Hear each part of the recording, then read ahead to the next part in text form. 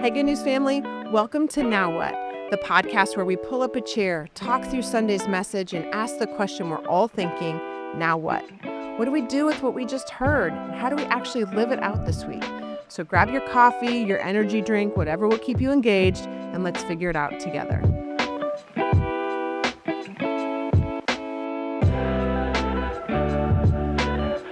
Hey, Good News family, so glad you're here today. I always love this day of the week. I always look forward to it, except for that maybe I have to put up with him. But I really like being with you guys. And I have my friend Debbie Cusick here today. Yes. Thank you, Debbie, for saying yes. Thank you. You haven't been on yet, right? No, Okay. I have not. Welcome to the I'm big excited. leagues. Like, this is it. Now you see where we are with our little tiny table, Yep. our little coffee mugs, whatever. But when I was looking for who we should have on this week, when Pastor Jason's been preaching on serving, you were a top name that came to the list. So I'm super glad that you said yes, because it's not even just looking at you, it's looking at your family and looking at your children and grasping the value of serving, which is where we're going to go deeper today. But before we jump ahead, tell us a little bit about you, like your family, how long you've been at Good News, anything you want to tell us about. Okay, well, thank you for saying my last name correctly. Oh. There are so many people that say Cusick wrong. Okay. There are a lot of people that say Cusick. And I'm like, no, we're Yeah. not forming a coup. Yeah. I'm like, it's just Cusick. Don't try to fancy it up. Yeah. So I'm married to Charlie, and I have 3 daughters who are my absolute joy, Julia, Lydia, and Sophia. And this week is actually 14 years that we've been coming to Wow. Good News Church. Wow. Yeah, 14 years. March 4th, I remember, was our first Sunday.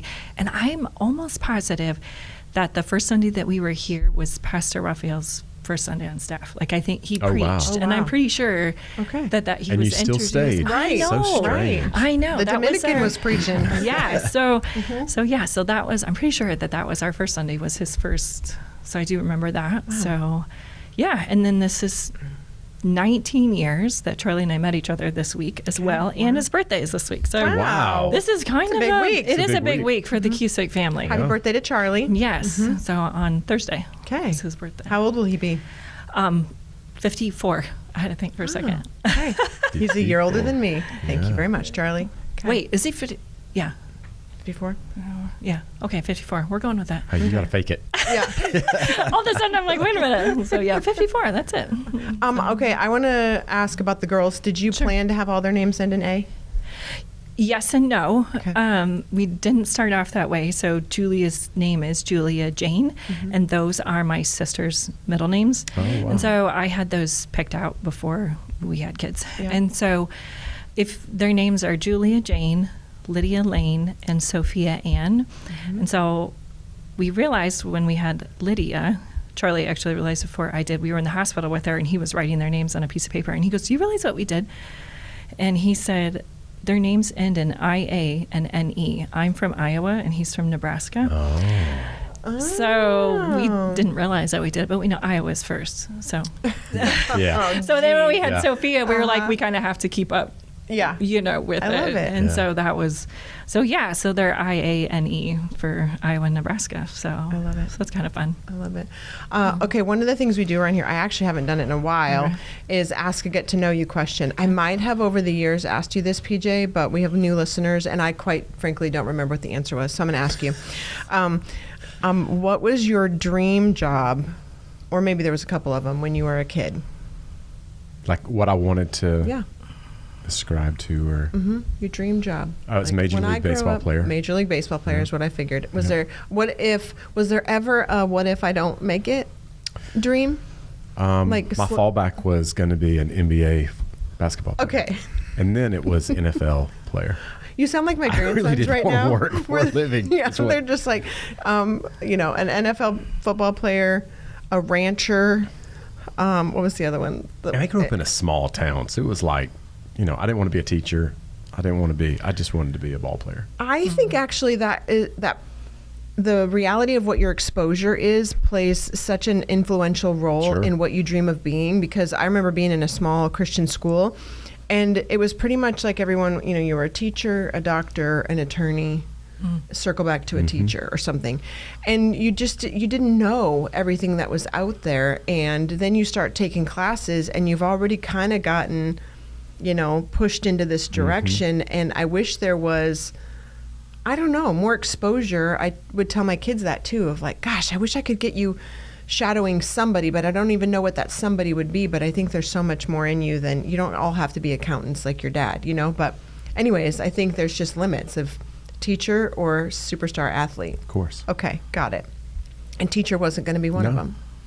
And neither was, Lead pastor is really close second. way down the list. Yeah. For sure. Wasn't on the radar. It wasn't. How about you? Did you ever dream of a career or what? Well, when I was really small, I remember thinking that I wanted to be an artist until I realized that I'm terrible at art. And so when I was really little, I was always like, I want to be an artist, but no. And then as I got older, I always wanted to be a musician. So, and I actually did go to school for that, like in college. Nobody knows that, but that's okay. What instrument? More like choir, singing, that sort of stuff. So like in the 90s when I was in college, I thought I was going to be the next Darlene Check, but Oh, wow. Oh, yeah. that did not happen, not even remotely close. So, but so I still have dreams of that in some ways, but I love it. But my kids are very musical, so I've kind of pushed that on them. Charlie said he really wanted them to be able to play. Yes. So we have a grand piano at home. That was my mother. She had dreamed of having a grand piano, and she finally got one. And then like 2 years after she got it, she passed away. So then it became mine. And so now it's kind of like that dream has continued, with my kids, that it's like, okay, now you're doing it. And all my kids are great musicians. And so it's kind of passing it on. They're not playing the piano because I've run into Julia. I mean, they are, but it's not only that, right? Because when I've seen Julia at band things, when Remington's been there. Yes. She's a percussionist is what she does. So, and she loves it. She's in all sorts of honor bands. This week is their high school musical. They're doing Les Mis, and she's in the pit orchestra for that. She's the only student. All the rest are like adults. So wow. Yeah. So, and that's what she wants to do. Like her ultimate goal would to be a symphony player. Okay. Doing percussion is what she wants to do, or music teacher herself or something. So that's awesome. Yeah. I love it. Don't invite Carissa. To what? So she went to see Les Mis at the movie theater. Okay. And she's not really a musical person, all right? And so at the end, the guy next to her is singing to the screen, and snot is running down his face. Oh, he's having a moment. Yeah, he is, and she can't stop laughing. Oh, man. So I'm going to ask that you not invite Carissa to anything musical. Yeah, that's okay. That's okay. My other daughter, who's 12, one of her classmates is in it, and he dies in the play. And she's like, I want to go so bad to see my classmate die. I'm like, what is this? I'm like, that sounds so morbid. So I'm like, please don't laugh when he dies. Right. Like that. Please don't. He's doing the best he can to feign death. And I'm like, he's 12. Give him a break. So please don't laugh when your classmate dies. I love it. I love it. Okay, well, let's make a hard right turn and go into our In the Neighborhood series, because today we're in the neighborhood and talking about that being part of a healthy neighborhood means we serve each other, and we serve the neighborhood itself. I was thinking this morning, in my neighborhood, there are people who don't have anything better to do with their time than to go clean up the landscape areas in our medians or like at the entrance, like they're not getting paid for it. They just voluntarily go take care of those areas or decorate it for Christmas and put all the Christmas lights and stuff up. And I think, wow, those people care about the neighborhood enough, about our enjoyment of it, as well as guests who come to our neighborhood, that they are serving our neighborhood in this way, and how that would translate over to if we feel the same way about Jesus and our house that we come together to, of just being so selfless that we want to serve those who don't yet know Jesus and are not a part of our quote unquote neighborhood, that we would serve in that way. I don't know why I thought that, but that's what I saw this morning in my mind, of just, they don't have to do it, but they value the community, and they also value the experience that anyone might have, and how it might change what we do and how we execute that in our church community. You guys think I'm crazy for that? You guys are just looking at me. Let's just keep going. Yeah. Keep going. Okay. Two main ideas that stood out to me. Because often when you have a serve message, I didn't know really where you were going to go. But you took it to being formed, becoming like Jesus, a spiritual formation of serving, and then being committed to our neighborhood so that we can help others become like Jesus. And being committed to the neighborhood means we're serving, we're giving of our lives and our talents and our attention to the neighborhood. You said servanthood isn't just something we do, it's part of who we are becoming and who we're being formed into. I don't know if you want to say anything more, or Debbie, what you thought when you heard that. I really liked looking at serving through that lens. Yeah, when you were talking about formation, I was thinking about that we don't have it all together when we first get saved, like not even remotely close. No. Yeah. So it is a formation. I can look back at my Christian walk from 20 years ago and what I look like now, and it's totally different. And it should be. Yeah, it should be. And it should be. You shouldn't be the same person in your Christian walk now as you were 20 years ago. So it is forming, and I'm glad that it's forming. I'm glad that we're always moving in some sort of direction, that we shouldn't stay stagnant. Yeah. I think too, I can look back and I was always a great sprinter.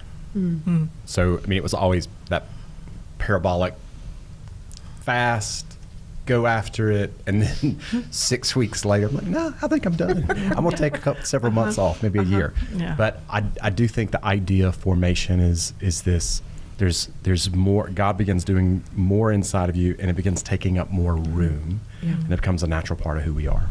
You even talked about like a perspective shift of serving isn't just about like filling a role. It's not church volunteering. I think too, there's just a mindset in our culture, inside or outside the church, like if you volunteer and where you volunteer and whatever. And we've brought that into the church of, well, I volunteer, rather than recognizing that it's more about becoming like Jesus. Mm-hmm. And if I'm becoming more like Jesus, it also means the way I think is changing, which is I want to make this place a safe place for people to come and encounter Jesus, not just check a box of like, I did a good thing this week, or whatever. So you even said Mark 10:45, for even the Son of Man did not come to be served, but to serve. I get a little feisty about that message, or about that verse, because it often feels, I'm going to go there. Like people come to church and let me sit in the pew and tell me what you're going to do for me. Are you going to sing the songs the way I like them? Mm-hmm. Are the lights going to be the way I like them? Are you going to preach a good enough message for me? Mm-hmm. And that is not how Jesus came. He came to serve, not be served. Mm-hmm. And I think a lot of times we need a mindset shift of what church is about, especially as a believer, as we're maturing. We've talked about it.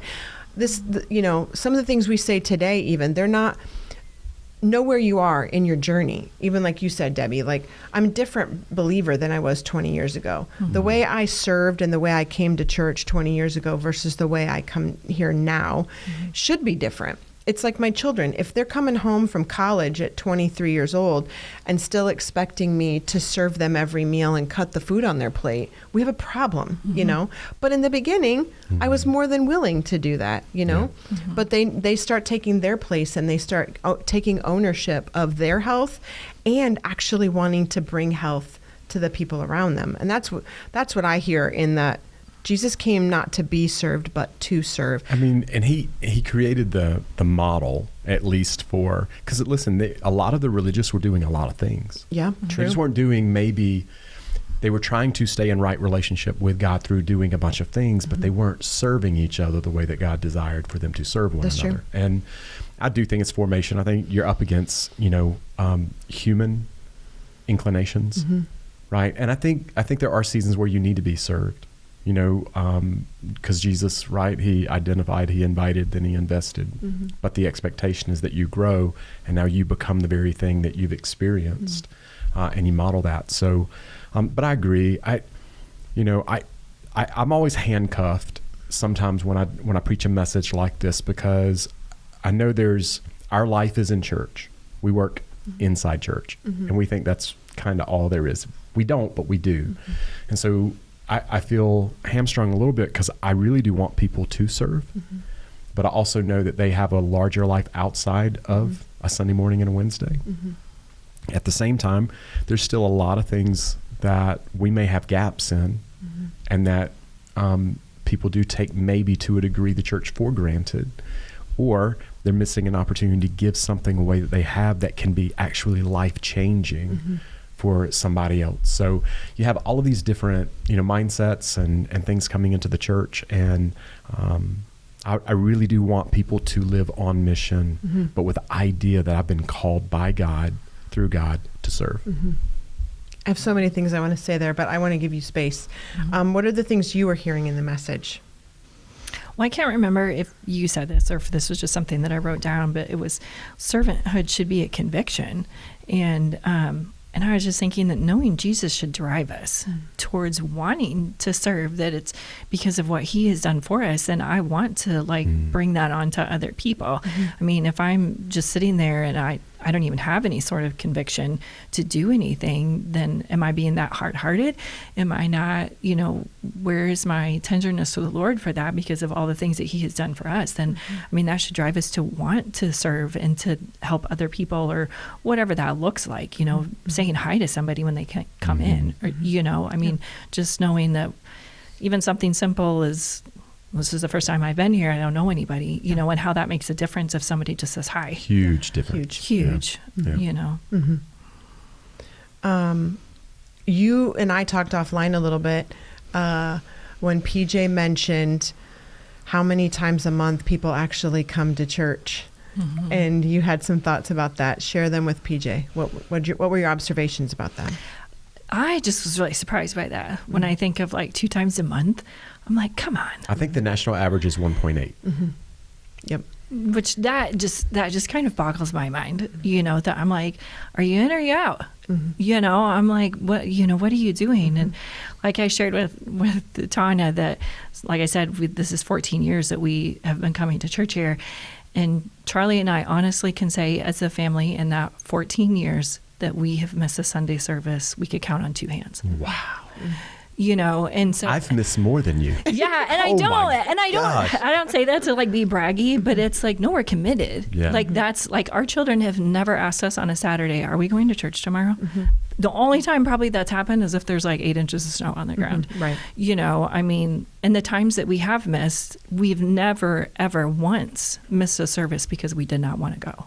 Not once. And it really does speak to conviction and formation, though. Right. Because now your kids, yes, they're following your lead. Right. And so I think that's a little bit of the cultural phenomenon we're up against as well, where that same idea, not just spiritually, I think in life, showing up every day, because Charlie, I talk to Charlie all the time about investing and things, and philosophy, and the idea of showing up every day and giving your best is not everybody's natural go-to. That it wasn't mine. I had to grow into that, and oftentimes I needed spaces to be created for me that if I showed up, it would help me, like sports.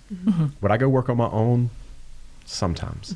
But if I had to be there, I showed up and I gave my best. Yeah. And so a lot of people need that outside pressure to keep showing up, to give their best. What does that look like? How, if I'm not in a place in my life where there is any positive outside influence towards the things of God or anything, how do I grow that? You got to be in a group, to me. You got to have friends or family members that are holding you accountable, but that you're running with, so to speak. It's why, Debbie and I know from just even our Wednesday night group of just knowing too how many people are coming who don't have friends or family that are going to push them towards Jesus. So while you might be at this place of I don't want anybody else in my life, but I need new people in my life. And that was for me too. I had to walk away from everything. If I really want to go in this new direction, I have to end relationships I have. And it was painful and it was isolating and lonely and misunderstood. But I knew for my daughter and I had to make some changes. And then I joined a group who I will forever love, but they were very different than me, very different. And I often wondered, is this my life now? These are my people. Are these my people now? Yeah. It's just, they were just a little bit different than me. That's all, Yeah. But for a long season of my life, they were a part of that, the formation in me, even of my accountability to Christ and who am I going to be. And if all week long I'm around people who don't share those same values, then at least on Sundays and one other day of the week when I'm in group, could I get reminded, no. This is the way I want to go. I want these values. Yes, sometimes it seems like you're kind of nerdy and weird. It's okay. I want these values. And that paid off. And it had to slowly change who I am and what I stand for. You're right. So it's outside influence that we have to really evaluate. But again, too, it's the decision. Yeah, it is. If you join the team, I can tell my kids, you can skip practice today if you want. Not going to go well for you. I'll tell you that. I mean, you don't even have to get any disciplinary action from me. You won't play. You won't play. Yeah. And even when you're sick, sometimes they don't let you play. And I'm sorry, that's not your fault. But you know what? That's just part of, they're going to reward you for showing there's going to be payoff for that. And sometimes we have to get up and go to church when we don't want to. I agree. It's getting a little bit easier with people can go to church online. I think it's helpful when somebody relies on you. It takes you right back to serving. It helps so much. It does. I have a question for you, Debbie. What do you feel like you are called to or you enjoy in serving? Because you're a mom of teenagers. Yes. And you're a wife to a hardworking husband, but you're gifted in your own right. And so what are some of the things that you go, I do this because I need to do it, but also there are places where I need to serve based on any number of different factors.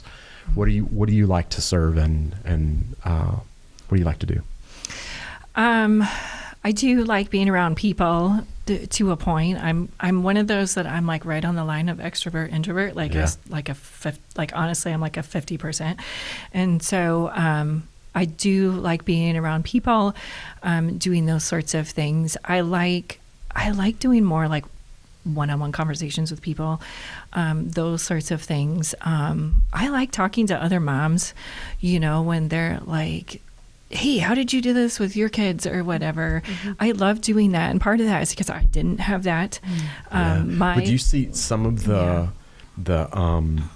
not the emphasis, but the desire is because you didn't get it. Yes. And you want to give it to somebody else because, I love that. Yeah, that's a big one is, I think, for me, because my mother passed away before I ever had children. My mother-in-law is not a part of our lives. And so I have two older sisters, but neither of them live near me, And so my mentorship was Family Life Today and Focus on the Family. Yes. Every day at 10 o'clock. On the radio. Yes. I'm really sad that they still don't do that anymore. So now I do it on the podcast, but I missed the 10 o'clock hour. It kind of structured your morning around it, didn't you? I did. Totally. And so that was my mentor. My mentoring was, I would just eat it up, like, how do I be a mom? How do I be a good wife? Like, how do I do this? Because I don't know. Because I didn't have really anybody showing me. And so I like talking to other moms. I kind of wish they would talk to me more, but because I do. I enjoy that, doing those sorts of things. Charlie's the same way. If you've ever, that man can talk to a post, honestly. Like and everywhere. Not just here at church. He talk everywhere we go. Like he talks to people, and it's neat because I start seeing my kids. That they've started to develop that. My oldest one, Julia, especially, she is a carbon copy of her dad, and she is the same. Like she draws people in. She's an entrepreneur too. Yeah, they all are, really, that they all are. And so they do the same thing. Like she'll notice the kid over in the corner and she'll be like, hey, do you want to eat lunch with us? And I start to see that in them too, that they're getting it, that people are important.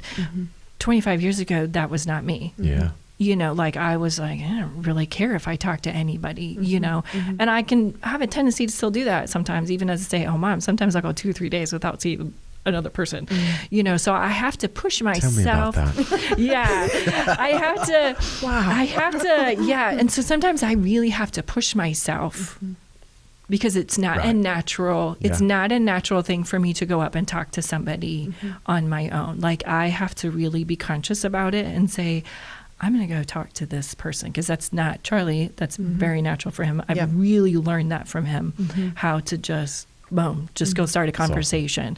So that's part of my formation story too, is that I've really had to stretch myself in that way. But then I also see like, oh, that you can see too, like how that's, what's what I'm looking for? I don't know. But you can just see how that changes relationships with people, and people then start to open up with you about stuff, you know, when you start to do that. So is there an age group? Is it young moms? Does it matter? Can they have teenagers? Be careful how you answer, because it sounds like it's a setup. This is a setup. Take note. No, I'm not against that. Like, yeah, just talking to other moms. It can be when they're younger. It could be a little bit older, you know, teenagers. It's the beauty of that comes with age and wisdom and experience, because you've been through so much that you can meet somebody else in all these different stages. And it is the value when the Bible talks about, you know, honoring those with gray hair.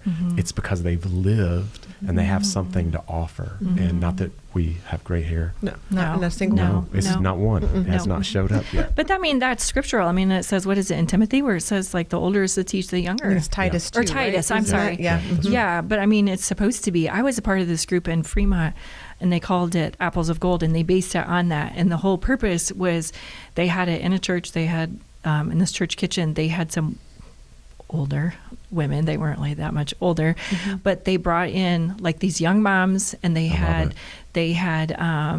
childcare for them. So they would do a cooking class actually in the kitchen, and was like, hey, this is how you can make these healthy meals like for your kids. And while it was finishing cooking, then they would go, we would go out and have like I think the first year we did it, the whole thing was about hospitality. So it's talking about having hospitality, and then we would sit and eat the meal together that was prepared, and they gave the same one to the kids. And so it was I don't know if it's really that good. nice. So I think maybe we should test this out. Yeah. I think it was great. I loved it. It was like, I think, how many years did we do that? 3 years. And then the third year, you know, I was one of the mentor moms. But it was so fun, you know, and it was a lot of practical, you know, sort of stuff. But it was great. I love it. You know, I really enjoyed that sort of stuff. I'm even finding myself, I'm thinking about people who might say, you know, well, I don't have, maybe it's not that my mom passed away when I was young. Maybe it was my mom, it doesn't follow Jesus. Her values are very different. She lives far away. We have a very tumultuous relationship, whatever it is, where, Debbie, you can come alongside and you can walk through mothering with them, and you don't have to have the same reason for why you don't have mom. You just both don't have mom. Right. And you figured it out, and you want to be a mom to the next generation. And that's the kind of thing that we're talking about with having a mindset of being a part of the church and being on mission with Jesus means, how, God, can you use my story to help someone else along? I mean, I say it all the time. If I could help so-and-so figure this out 30 years sooner than I did, then that means she is then helping the next generation figure it out that much quicker as well. And that's part of using our story and our life experience to serve others for Jesus, you know. Here's a tricky one. You and I talked about a badge of honor that women do. I think people in general. I need to see what PJ says, but tell us about that badge of honor. Okay, so so I said, I think especially women do this, that it's a badge of honor of how busy we are. Like, I work this job, I have 7 kids, I homeschool them all, I bake my own bread, I make my own jam, and I made my clothes. And then last week I ran my 3rd marathon, you know, and it's like this, and I'm like, I can't even live up to that. And I'm like, how do you do that? And I have to admit, I've been to some women's conferences where the speaker says all this stuff. It turns me off, honestly, because I'm like, number one, I don't believe you that you did all that stuff. And maybe you did, but how much of that did you actually do well? Yeah. You know, I'm like, you can't tell me that you did all of those things. And how much time did I neglect with my children so that I could accomplish all these other things? You know, and then hoping to make me look like this very successful, well-rounded woman. Which is actually part of formation. And that's accepting your limits. It's embracing where you are in your season. It's being honest with yourself about what you can offer and what you can do, which is part of growth. And so I think it's brilliant. I remember Susie talking about Psalm Psalm 31 woman, no, I mean, Proverbs 31 woman about doing all of this stuff. And it's really wisdom that does that. But it was personified in a woman, and it was, there's no way I can do all of these things. No. Yeah. Yeah. Yeah. And I think people do it, even not moms, but, priding ourselves on how busy we can be. And then when it comes to a message like this, we either jump on it of like, oh, there's another thing I could add to my busyness list, which again, everything we add on to it means something else is going to be sacrificed. But then also we can swing to the other side and be like, yeah, I can't serve because I'm so busy. I have all these other things and when you talked about that of we need to have wisdom and not stretch ourselves so thin that things are compromised, but we also need to evaluate our priorities and figure out And to be honest. And be honest. Yeah. So what can I ask myself, or how can I ponder this to determine if my priorities are in the wrong place? Well, I think it's about values is part of it. So you talked about how you grew into a place in your formation that we have to serve. We see it in Jesus. I think for the average person who are involved in a lot of things, it can be responsibility, but also it's a picture of values, right? Where you're putting your time and your emphasis and all of that. I would rather see people serve seasonally based on where they are than not serve at all. But I also wish they would go through the list of everything they do and put in order the things that are most important and kind of get rid of some of the extra stuff because it is in the investment that you see the most return and you actually get the most enjoyment out of. If I know that I'm adding value to somebody and I'm serving and I'm giving a portion of my time, but I see return, that's my love language. I get to see something happen, then I am fulfilled, right? There are a lot of people who have to do a bunch of tasks and there's not a lot of return on that. So I would look at your schedule, be honest with yourself. What can you cut out? What has the most value? And then maybe make room to go, I'm going to give a certain amount of time in the investment of others.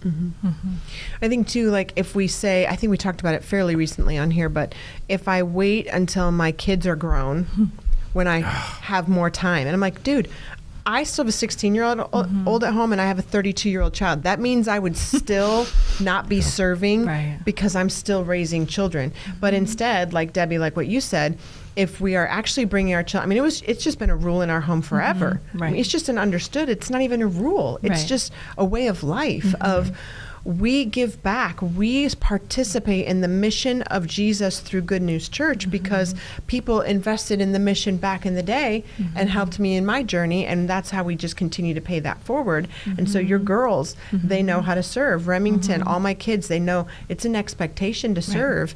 Sometimes seasonally it changes a little bit of what they can and can't do or whatever, but we set the tone for that. Well, and I think too, it can teach them to enjoy it as well. Like even last night, I was talking to my kids about that. I said, what do you think about when you're serving at church? Like, does it feel like hard work? Like, does it feel like I'm making you do it? Does it feel like this is a burden? And all of them were like, no, I like it. You know, that it's because it makes you, it's like being a part of the family. You know, I mean, how many times have we said that? Like, nobody wants to invite Uncle Bob over for Thanksgiving when all he does is sit on the couch and he doesn't wash a dish, you know, or whatever, you know, but that's part of being family. It's like, this is our church family. And so we want to help out. We want to do those sorts of things. My daughter, Lydia, she's right now she's in Will and Angela's like 7th and 8th grade class. So she's in there during service, but since she's in 8th grade next year, she won't be in it anymore.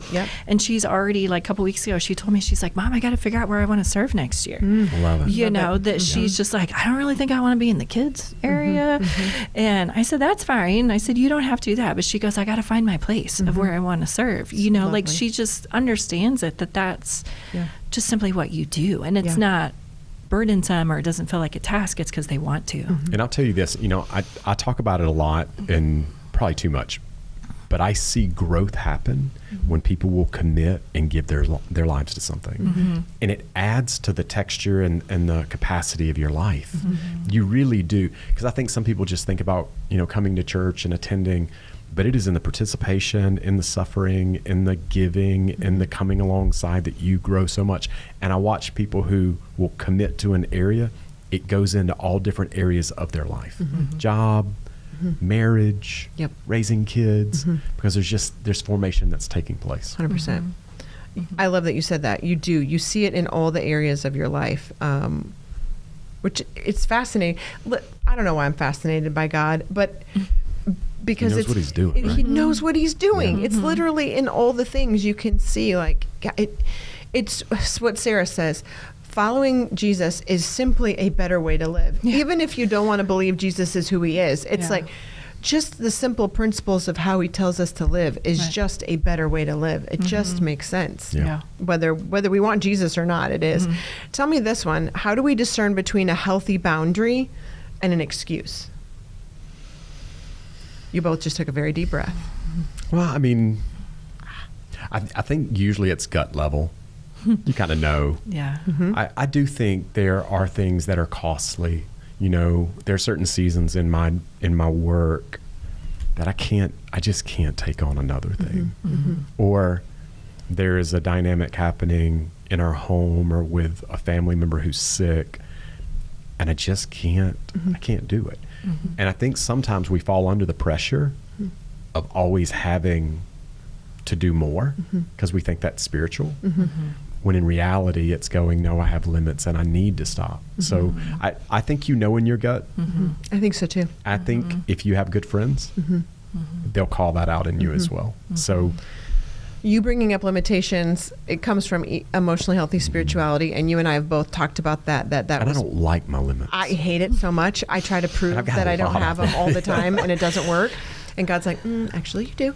But both he and I have talked about that for me was probably one of the most groundbreaking realizations for me to have, is that I have limitations, and not in an arrogant way. It's, well, God in me, he's created me. I want to live with excellence. I want to represent him to the best that I can.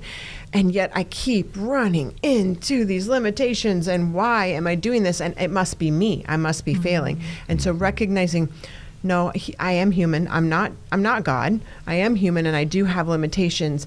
And being okay with recognizing, like you said, you start to see places where there's some gaps in your life, or my emotional response is not as healthy as it should be. I'm getting tired. I'm getting irritable. I'm getting, whatever it might be. And then having to address, okay, God, does that mean there's something that you and I need to work on? And that's great. Or are you saying I'm getting too tired? I'm not resting. I'm just doing too many things. And so for a season, I need to pull back a little bit. And oftentimes what he's shown me is, it comes down to trust, because if I pull back, if I'm regularly in your life and I'm feeling like, Tana, if you don't pull back and take care of you right now, you have nothing to offer them. But I will get fearful of but what if I'm not there and they need me? And it's pride, because I'm acting like, can God sustain both of you? Does he need me? He doesn't need me. No. He's asking me to listen and to step back. Which That's is a very gift. hard.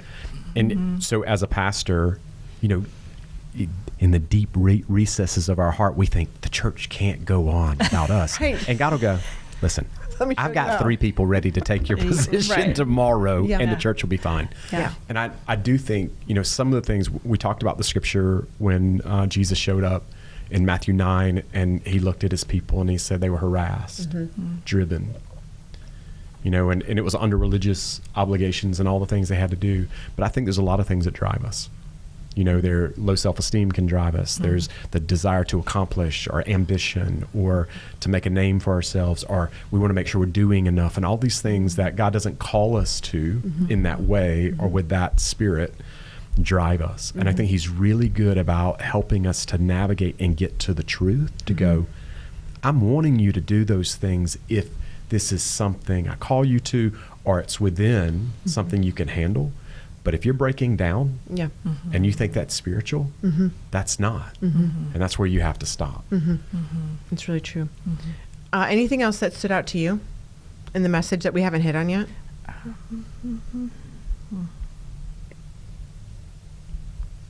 I'll look at my notes here. Look away. Have you ever avoided serving? Of course, especially my early years. Yeah. Why? You want to sleep in? I didn't. Well, I really didn't grow up until it's crazy because I worked all kind of crazy hours in the same week when I was in a nurse. I worked all 3 shifts. So I would work sometimes 16 hours straight. They'd ask me to stay. So it wasn't that I wasn't a hard worker. I just was not consistent. So again, sprinter, that idea of but the idea of building formation, this is who I am, this is the way I operate, this is the way I think, this is what I do because I'm a Christian. I just didn't have that kind of spiritual musculature to live. And I think a lot of people, quite frankly, and I think even the quote, that talks about people, this quiet desperation, I just think they're overwhelmed because they've never created the systems. They've never identified the most important things. They've never created their value system. They've never committed to being about the work of Christ within their gift set or the need. And I think they're being scattered, constantly driven by outside things. Well, and I think we have to be willing to be honest about ourselves and let people in our lives who, I might see somebody and go, okay, Debbie's not perfect, but I'm like watching the way she talks to her husband. I'm watching the way her girls respect her and want to be around her and still like think she's somewhat cool, like, okay, so maybe I need to go be around her. Oh, she helps lead a table breakout on Wednesday nights. Okay, I'll go check out a Wednesday night. I'm going to sit where she sits so I can start to hear what she says. And maybe maybe we're going to have a conversation and I could say, would you ever want to go get coffee or lunch or something? Like I have to be willing to put myself in a place that I can learn and go, I can't put you on a pedestal because you're going to fail me in that respect, but I can still say there's some attributes about her that I think I really want to learn from. And it's, again, we're circling back to groups again, and I don't mean to, but it's like why biblical community is so important so that we can grow muscles we've never known we needed to grow and we've never known how by learning from others. And when you look at Scripture, God is always inviting them into a group. He is. Yeah. Always with other people, family, relationship. It was never supposed to, we're doing this on our own, ever. But we fight it tooth and nail. I come to church. I don't need to make any more friends. I come to church on Sunday. Nobody's even talking. You're not even asking yourself one deep question about the message you just heard because you heard it and now you go home and you don't talk about it with anybody. And there's so much growth that happens for all of us when we sit around and can talk about it together. Yeah, and that is the goal over the next year. We're going to be building out our groups, and you go to a service and you look straight ahead. You don't really look left or right, but in groups you look at each other, and that's the goal. Yeah. Did you find anything else? Yeah. Well, I was just going to say, what you were saying right there. Charlie and I always say that it drives us crazy, like when you're like, hey, at the end of the sermon, and you're like, okay, let's stand up, and people are already gathering their stuff. Yeah. Like they can't wait to leave. And I'm like, what are you in such a hurry for?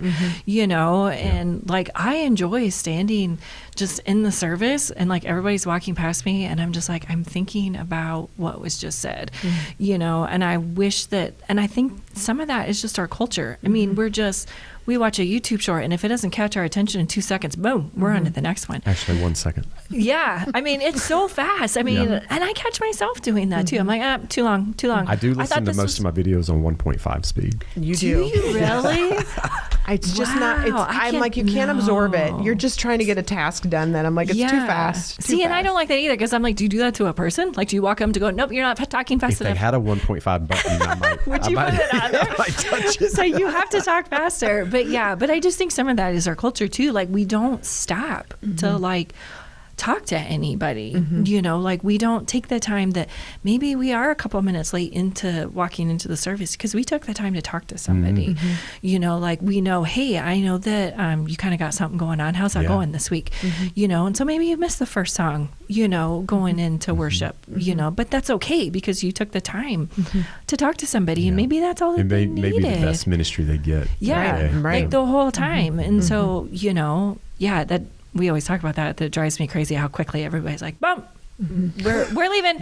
Thanks we got to go. We got to, we have somewhere else we have to be or whatever. And we don't actually absorb half the stuff that was said. Or like on Sunday when we're trying to like not interrupt kids and we're saying, PJ got done early. We have like 13 extra minutes. Talk to somebody.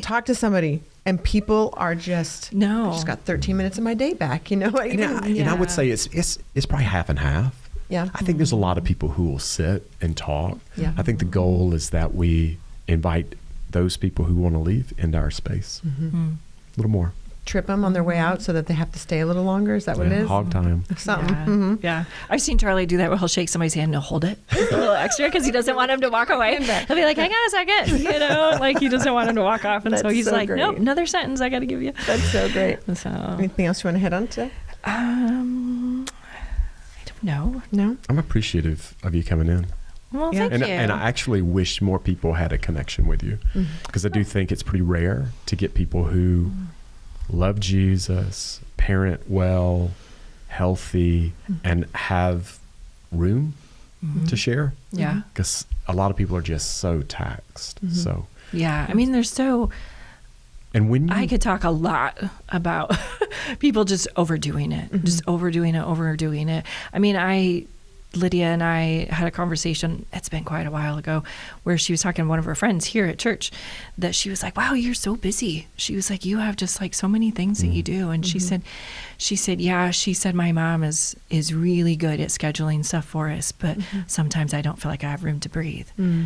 This is a kid. yeah, You know, saying that, and we look at young people, and so many of them, they're so anxious, and I think we kind of do it to them. Yeah, I agree. You know, that they're going, and my kids are active and stuff, so I don't want to say don't ever have your kids in an activity, but you have to step back and say, you know, what are we investing in? Like, is this something that's important? Right. Truly? that's right. You know, I mean, what's really important if my kid that's barely a teenager is like, sometimes I feel like I can't breathe. Right. You got to pay attention to that. Yeah. You have to be more self-aware. Yeah. What's important to me is when you guys are going to do creating those meals, and then you're inviting other men like me to come and sit and eat with y'all. You I bet. think this is going to be fantastic. So we need to for the start a church. Yeah, women's we need to cooking do- group that meets here during the work week, Yeah. so that then you can call up and go. Oh, okay, I just guys. feel God's pleasure on Yes, this I right think now. that's a great idea. There was actually talk And of even- starting one there for a while, Yeah. and we just The couldn't idea. pull it I all could together. see It was men so and meat. fun. Yeah. Grilling Yeah. and going, here's the way I Yeah. make this. Yep. Yeah. You know, Brian, who makes Yep. great barbecue, just people gather around stuff like that, especially guys. Yep. So I love And it. then Yeah, you and just be intentional with the time, like she said, like when the food is cooking, you know, they're Hanging having out, intentional talking. time Yep. together. Can you bring, you know, you don't have to preach a 3-point message. No. It's just like have some discussion. Yeah. And if your faith is such a great part of you, it comes out in your conversation. And you got 1 or 2 questions in your back pocket. You can talk for an hour on that, Yeah. you know? It's just Yeah. creating the space for it. One of the lines you said in the service on Sunday too was anything of worth costs something. The value is in the sacrifice. Yeah. And I think all 3 of us can talk about that of just, sometimes it does feel like a sacrifice, but the reward is really good. And even if the reward is like, I mean, I just remember us in our beginnings of we're downstairs in the 2-year-old room, you know, and Nate's on the floor wrestling and I'm, you know, changing 37 diapers and, you know, this kid's snotting all over your shoulder. Right. And those were some of the best days. We made friends with the parents. We Yeah. made friends with the other teachers down there. We've watched the kids grow up and then you're like, oh my gosh, I had you in my 2-year-old Right. class and now you're 16 or, Right. you know what, now you're getting married or whatever. And just the different seasons of life of serving here. Even the kids learning, if we're going to be busy in our lives playing a sport, it's not going to be at the, what's the word? At the, not sacrifice, but at the expense of going to church. So, you know, nowadays it's getting harder and harder. It is. But as much as we can possibly make it, it's like, okay, if you have an 8 a.m. game, then we're going to get to second service. Yeah. If you have an 11 o'clock game, we're going to get to first service. You're going to wear your uniform and we're going to the game. And, you know, sometimes they'd be like, I'm not wearing my uniform. I'm like, who cares? This is an example too of like, hey, Unless mom you and play dad, football, you don't wear it. don't wear those Nasty nasty, old- stinky yeah. shoulder pads. Ugh, you're just disgusting. But it's like helping other parents know too, like, hey, so we can make it work. Yep, you sure can. We're going to make it work and we're going to serve. You know, even talking to one of my children who still lives at home, who's the only one who lives at home, but he will remain You know nameless. who you are. You know who you are. You know, had a conflict that he forgot to let Pastor Ethan know that if you do this, you can't serve. Oh. And I'm all about, you can be responsible. You get the schedule out in enough time that you can say, hey, Pastor Ethan, I have a conflict. Can I could reach out to some people, or can you find somebody a sub, find me a sub or whatever. But you didn't. You didn't do it. So now you're... Again, though, do you see how that if you're serving, you're held accountable? Yeah. You're Yes. developing a skill. Yes. Yeah. I mean, it matters. It's so good for It does, them. yeah. It's so good for us. Yes, for adults too. Yes. Like I have to know, I say that often. I'm like, okay, you show up on time to your job. You show up on time to a doctor's appointment who's Yes. going to help you feel better, but yet you won't show up on time for the shift that you have here at church that you signed up for, that you want to be a part of, and that you actually, if you're honest, you love when you get to serve here in the church. We have to show just as much value to the things in the church as we do the things in the world. I really felt strongly today. I wanted to wrap up one way, and I realized it's going to be me talking a little bit, but just. I was thinking, as I heard this message and was reflecting on it, one of our group leaders who has been serving one of his members in his group, the member in the group is going through health issues. He's losing his home. He's fighting to still maintain his job as he's getting older. And this life group leader just continues to serve him. And it's not only just because he's kind and caring, but he is becoming like Jesus. And he wants all of his group members to really experience the love of Jesus and experience the kingdom of God through him, whether it's his example of serving or whether it's being served, And I just started thinking through group leaders are like this. They're investing into people's lives. And then I branched that out. Greeters, ushers, our Connect Room volunteers, they make people feel seen. And like when they remember their name when they return, like how much that means to somebody. How we hear those stories all the time. Our security team, they're always towing the fine line of keeping us safe, recognizing risk, but also seeing people and loving them where they are. And so happy to see them in church and welcoming them. Kids ministry, parents get an hour to just be. To worship, be in the presence of God, be in the presence of other believers, because our kids ministry workers show up. And not only are they keeping their kids so the parents can be ministered to, those little babies, from the time they are babies to the time they're adults, they're getting the word of God. They're getting teachers who are in there and they're praying over them. They're providing a snack for them that for some, maybe that's a meal for them. That is what's happening when you're serving in kids ministry. Our care team, helping single moms, elderly, widows and widowers, showing them that they're that they're valuable and that people care about them. And you're going and saying, I can take time out of my day and go serve that single mom or that widow or whatever the need is in the care team. Shuttle driver keeps us warm as we park further away to make room for our guests. He helps us get here quicker and warmer, drier usually. Camera volunteers, they're getting Jesus out to those who can't be here or who maybe are looking for a church and they're scrolling and they see that something of us pop up because somebody was faithful and showed up today so we could live stream the service. Our youth volunteers, adults are using their story to help teenagers understand who they are and how God sees them. And you're showing these kids that they're seen and that they're worth your time, even if maybe at home they don't feel like they're worth the time. Our global teams are keeping our global workers from feeling forgotten by us when they're so far away. In the recent events of our country, we've been connecting with all of our global workers, and it's mind-blowing how many we have on the field that are directly being affected by what's happening in our world. And now they know we're here. We're checking on you. We're praying for you. We have a care package going out to a global family right now. Just different ways that we're meeting needs because people are saying yes to serving others by following Jesus' example. And there's just so many different ways that we can serve here in Good News that actually, like you said, I grow and I gain joy through that experience of serving others. Just thinking of these people, the examples we're giving, I can think of people who you bless me because you're faithful to serve. And I love that. Remington, he thinks that his job is really insignificant he goes up on stage with a microphone, which I'm like, look at you. Right? He's my quieter one. And he leads the game for the elementary age kids. And he thinks oh, what's the big deal? I'm like, it's a big deal. It's a big deal. And then they start to see these kids are looking at that kid who is faithful, who's here, right? The girls are looking at your girls and seeing But the other thing, and it is, all of these things are for Jesus. All of these things are spiritual.